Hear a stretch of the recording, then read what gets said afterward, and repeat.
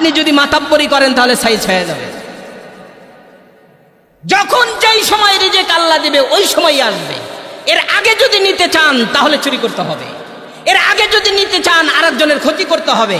আল্লাহ রাব্বুল আলামিন বলেছেন ঠিক সময়ে ওই রিজিক মুখে ঢুকবে, এর আগে ঢুকবে না, এক সেকেন্ড আগেও ঢুকবে না। এই জন্য বুজুর্গ আল্লাহর দরবারে সিজদায় পড়ে গেল, মালিক তুমি রিজিকের ফয়সালা করেছো 1 মাস পরে, আর আমি 1 মাস আগে খাওয়ার কারণে আমার এই অবস্থা, ঠিক কিনা বলেন? এই জন্য বিসমিল্লাহ বলে রিজিক মুখে উঠায় নিল। যদি কোন আল্লাহ কেমনে খাওয়ায় তাহলে আবার আল্লাহ সাইজ করবে না, আল্লাহ খাওয়াবে, সময় মতো খাওয়াবে আপনাকে। যদি বলেন কেমনে খাওয়ায় দেখবো, রিজিকের মালিক আল্লাহ, আমি কিছুই করব না, খাওয়ায় কেমনে এইটা দেখবো, তাহলে মায়ের খাবেন আপনি।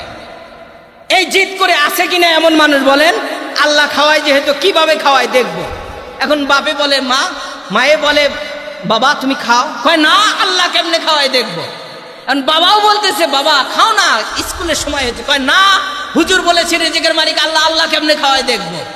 এই জিদ করে শেষ পর্যন্ত এখন বাসা থেকে বের হয়ে গেল, কেউ খাওয়াইতে পারে না খাবার, জঙ্গলের ভিতরে যায় একা একা বসে আছে, আল্লাহ কেমনে খাওয়াই দেখবো। মাগরিব হয়ে গেল, একদল ডাকাত, সেই ডাকাত এখন ওই রাস্তা দিয়ে চুরি করে যাওয়ার সময় চিন্তা করলো এই গাছটার নিচে যদি আমরা বসি তাহলে এখানে আমাদের টাকা পয়সাগুলো ভাগ করা যাবে।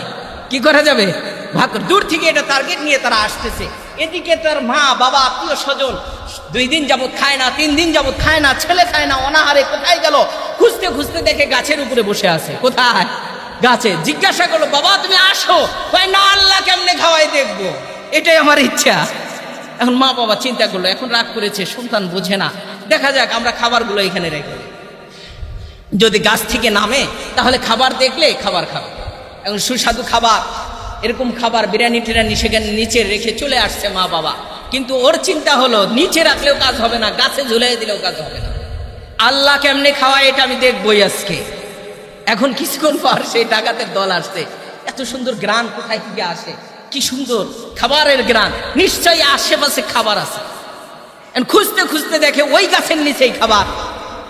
কি ব্যাপার, কেউ হয়তো আমাদের জন্য একটা ফাঁদ পেতেছে যে আমাদেরকে ধরবে, এই টাকাগুলো নিবে, এই জন্য এখানে বিষ মাখানো খাবার এই গাছের নিচে রেখে দিল।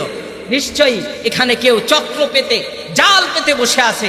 চতুর্দিকে লাইট টাইট মারার পর দেখে গাছের উপরে ওই আল্লাহর বান্দা সুন্দরভাবেও তাকায় দেখতেছে কি করে, আল্লাহ কেমনে খাওয়ায়। এখন এরাও দেখতেছে ওকে, ও আচ্ছা শিকারি তো পেয়েছি আমরা, ডাকাতি অনেক করেছি, আগে এটা ধরি। এখন গাছ থেকে নামানোর পর বুঝতেছেন তো কি অবস্থা, মাইরটা কেমন হতে পারে। মার দেওয়ার পর বলতেছে যে আল্লাহর কসম এই খাবার আমার মা রেখেছে, আমি খাই না, আল্লাহ কেমনে খাওয়ায় এটা দেখার জন্য। কয় এইটা বিশ্বাস করার সুযোগ নাই, তোমার এটা খাইতে হবে, বিষ আছে কিনা পরীক্ষা করব, তারপরে আমরা খাবো। খাবার খাই না, আল্লাহ কেমনে খাওয়া পরীক্ষা। এখন যখন পিছনে 2-4টা ভাব মতো বসাই দিছে, বসানোর পরে কয় আল্লাহ তুমি আমাকে খাওয়াইছো, কিন্তু পিছনে বসানোর পর, ভাব মতো পিছনে দেওয়ার পর তুমি কেমনে খাওয়াও, এটা আমার পরীক্ষা হয়েছে। বিসমিল্লাহ বলে খাওয়ার পর ডাকাতের দলরা খেয়ে নিল। এখন বলতেছে আল্লাহ তোমার কুদরত এমনটা কঠিন, যদি তোমাকে পরীক্ষা করতে চাই তাহলে মার খেয়ে খেতে হয়, আর যদি তোমার পরীক্ষার আগে নিতে চাই তাহলেও মার খেতে হয়, ঠিক টাইমে তোমার রিজিক পৌঁছে যায়। বলেন সুবহানাল্লাহ। একটা তিমি মাছ, বৈজ্ঞানিক শাস্ত্রের বর্ণনা, এই তিমি মাছটি লম্বা হয় যদি তার প্রাপ্ত বয়স হয়, বয়স অনুপাতে তিমি মাছ লম্বা হয় 100 ফিট, আর একটা মানুষ লম্বা হয় মাত্র 5 ফিট 6 ফিট। এই 100 ফিট একটা তিমি মাছ। তিমি মাছের সাথে মানুষের একটি সম্পর্ক রয়েছে, মানুষ সরাসরি বাচ্চা দেয়, তিমি মাছও বাচ্চা দেয়। মানুষের সন্তানেরা দুধ পান করে, তিমি মাছের বাচ্চাগুলো দুধ পান করে। মানুষ শ্বাস নেওয়ার জন্য অক্সিজেন গ্রহণ করে। তিমি মাছ ভিডিওর মধ্যে দেখবেন যখন শ্বাসের প্রয়োজন হয়ে যায় সমুদ্রের তলদেশ থেকে উপরে চলে আসে এবং তার পিঠ দিয়ে একটা ছিদ্র রয়েছে, এই ছিদ্র দিয়ে সে শ্বাসটা গ্রহণ করে। অন্যান্য মাছের গলা থেকে শ্বাস গ্রহণ করা হয়, তিমি মাছ তার পিঠের ছিদ্র দিয়ে গ্রহণ করে। আল্লাহ রাব্বুল আলামিন বলেন এই একটা তিমি মাছ যখন বয়স হয়ে যায়, বয়স হলে তিমি মাছটা লম্বা হয় 100 ফিট। এই 100 ফিট তিমি মাছের খাবার এক পোয়া চাউল হলেই হয়ে যায়। কথা বলেন, একটা চিংড়ি মাছে হয়ে যায় না? না না, মালিকে বলেছেন এক অক্তে এক ঘাসে সর্বনিম্ন 4000 কেজি খাবার গ্রহণ করে। বলেন সুবহানাল্লাহ। কয় হাজার কেজি? জোরে বলতে হবে, কয় হাজার? 4000 কেজি। আর 4000 কেজি খাবার হলে আমাদের সম্ভাবনা কাহর 2 বছর চলে যাবে, ঠিক কিনা বলে? আরো বেশি যেতে পারে। এই তিমি মাছ আল্লাহর কাছে দরখাস্ত করে, মালিক রিজিকের দায়িত্ব নিয়েছো তুমি, আমার খাবারের ব্যবস্থাটাও তুমি করে দাও। সুবহানাল্লাহ বলেন। 4000 কেজি অর্থাৎ 4 টন খাবার। এই 4 টন খাবার শুধু চিংড়ি মাছ তিমি মাছ ভোগ করে। সুবহানাল্লাহ বলেন। এটা কে করে? আল্লাহ। সমুদ্রের তলদেশে যদি কালো একটা পিপিলিকা থাকে, সেই পিপিলিকাটাও মালিকের কাছে দরখাস্ত করে, রিজিক তুমি আমাকে দান করো। বলেন সুবহানাল্লাহ। তিমি মাছ এইভাবে খাবার গ্রহণ করে। সুলাইমান আলাইহিস সালাতু ওয়াস সালাম, বর্ণনা দুর্বল। সুলাইমান চিন্তা করলেন যে আমি একবার এক ওয়াক্ত সমুদ্রের মাছদেরকে একটু খাবার খাওয়াবো, কারণ জিন বাদশা দেব দানব সব কিছু আমার অধীনে চলে, আমি সব কিছুই পারবো।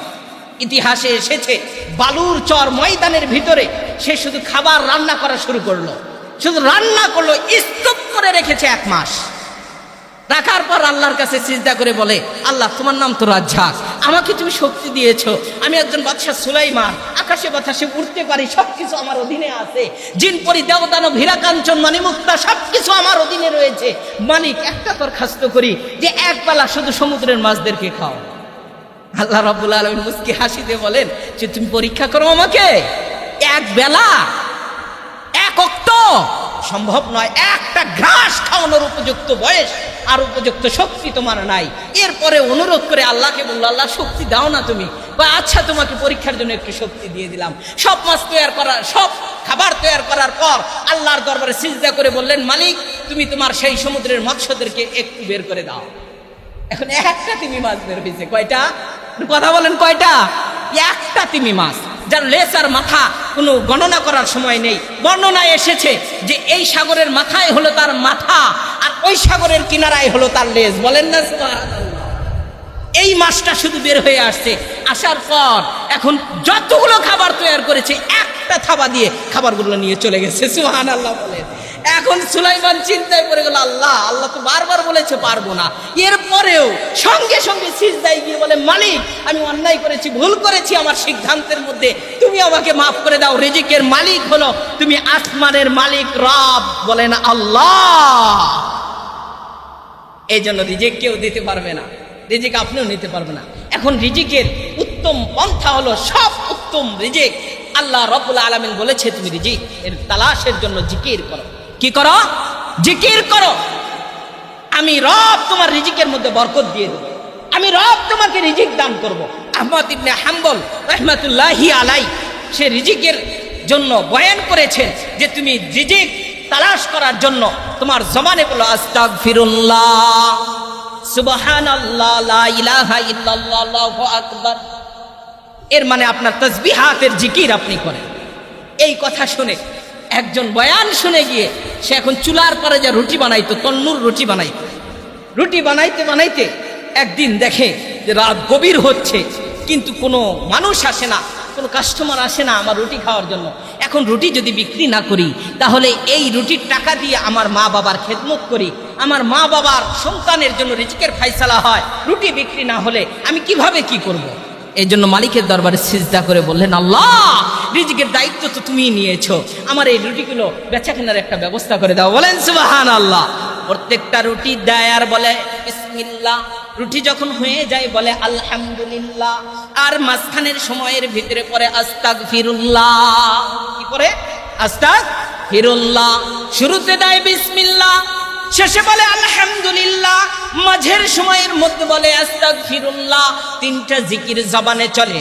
আর রুটি বানায়। রুটি বানাইতে বানাইতে গভীর রাত হয়ে গেল। আহমদ ইবনে হাম্বল কোনো এক প্রোগ্রাম থেকে আসতেছিল, আসার সময় এখন রুটির পাশেই দাঁড়িয়ে বিশ্রাম নিতেছিল। এই মুহূর্তের মধ্যে দেখে ওই ব্যক্তি শুধু জবানে বলে আস্তাগফিরুল্লাহ আস্তাগফিরুল্লাহ আস্তাগফিরুল্লাহ, দেখতে থাকে শুধু। হঠাৎ করে আল্লাহ রাব্বুল আলামিন বলেন, আমার ওই গোলাম আমাকে ডাক দিয়েছে, ইয়া রাজ্জাক, মালিক তুমি রিজিকের ফয়সালা করো। আমি মালিক তো ফয়সালা করতেই হবে, কারণ রিজিকের দায়িত্ব তো আমি রব নিয়েছি, আমি রব লিপিবদ্ধ করেছি। সুতরাং তোমরা ফেরেশতারা চলে যাও, যাওয়ার পর আজকে রুটিগুলো ক্রয় করে নিয়ে আসো। সুবহানাল্লাহ বলেন। একদল পোশাক পরে সাদা পোশাকে ফেরেশতা চলে আসছে। আসার পর রুটিগুলো ক্রয় করে নিয়ে চলে গেল, দিনার দিরহাম দিয়ে গেল। দেওয়ার পর আলহামদুলিল্লাহ বলে সিজদায় চলে গেল। আহমদ ইবনে হাম্বল সেখানেই দাঁড়িয়ে গেল। দাঁড়িয়ে জিজ্ঞাসা করলো, ও তন্নুর বিক্রিওয়ালা, ও রুটি বিক্রিওয়ালা, তুমি আজকে সবগুলো রুটি বিক্রি করেছো অল্প সময়ের ভিতরে। আমি তোমাকে প্রশ্ন করতে চাই, এত অল্প সময়ে রুটি কিভাবে বিক্রি করেছো? সে বলল, আমি জানি না উস্তাদ, একটা জিনিস জানি, যখন রুটি বানানো শেষ হয়েছে আমি তখন আল্লাহর দরবারে একটা দাবি করেছি, আল্লাহ তুমি রাজ্জাক, আমার রুটি বিক্রেতার ব্যবস্থা করে দাও। আল্লাহ রাব্বুল আলামিন আমার দোয়া সম্পূর্ণ কবুল করেছেন। আস্তাগফিরুল্লাহ যদি পড়া হয়, বিশ্ব নবী বলেছেন আস্তাগফিরুল্লাহ পড়লে 4টি লাভ হবে।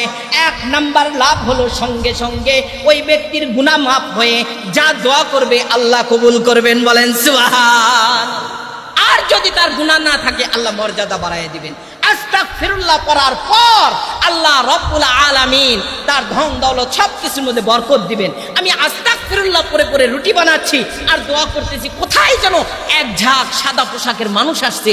আসার পর এখন আমার এই রুটি ক্রয় করে নিয়ে চলে গেল। এখন তারা আমাকে বলল, তুমি কি আহমদ ইবনে হাম্বলকে চেনো? বললেন, না। আমার মনের আশা হলো যে আহমদ ইবনে হাম্বলের সাথে একদিন মুসাফা করা।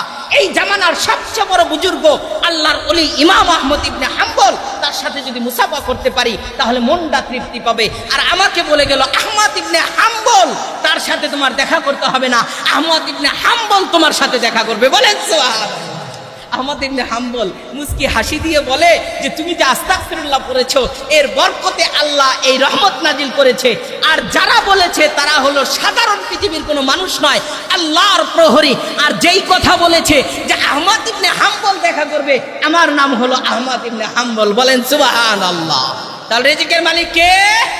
একটু জোরে বলতে হবে, কে? আমাদের কাজ হলো জিকির করা। আমাদের কাজ কি? জিকির করা। আমাদের কাজ হলো কষ্ট করা। আমাদের কাজ হলো মেহনত করা। মেহনত আর কষ্ট যখন এক জায়গায় হয়ে যাবে, আল্লাহ রাব্বুল আলামিন বলবেন যে বান্দা আমার কাছে চেয়েছে, বান্দা আমার কাছে ডাক দিয়েছে, আমি দায়িত্ব নিয়েছি, পৌঁছিয়ে দিলাম। সকলে বলেন আমিন।